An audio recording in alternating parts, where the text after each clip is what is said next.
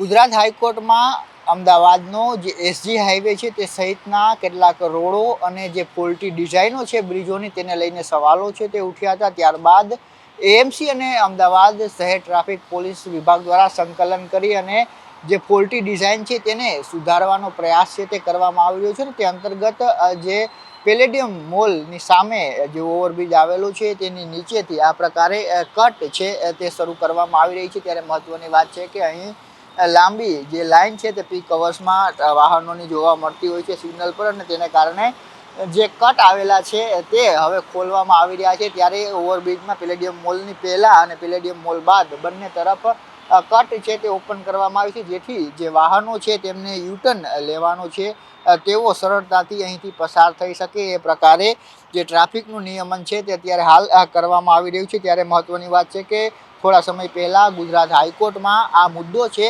તે ચર્ચાયો હતો કે જે પ્રકારે એસજી હાઈવે પર બ્રિજોના એન્ટ્રી અને એક્ઝિટ પોઈન્ટો છે તેને કારણે પણ અનેક એક્સિડન્ટો થાય છે ને સાથે ટ્રાફિકની સમસ્યા છે તે પણ જોવા મળતી હોય છે। ત્યારબાદ હાઈકોર્ટે પણ આ ફોલ્ટી ડિઝાઇન છે તેને લઈને ટકોર કરી હતી। ત્યારબાદ એએમસી અને ટ્રાફિક વિભાગ દ્વારા સંકલન કરીને અનેક જગ્યા ઉપર કટો છે તે બેરિકેટિંગ કરીને બંધ કરવામાં આવ્યા છે। તો જે જગ્યાઓ ઉપર જ્યાં કટની જરૂર હતી ત્યાં એ પ્રકારની વ્યવસ્થા છે તે પણ કરવામાં આવી રહી છે। કેમેરા પર્સન ઓમ પટેલ સાથે જયેશ ચૌહાણ, ન્યૂઝ કેપિટલ, અમદાવાદ।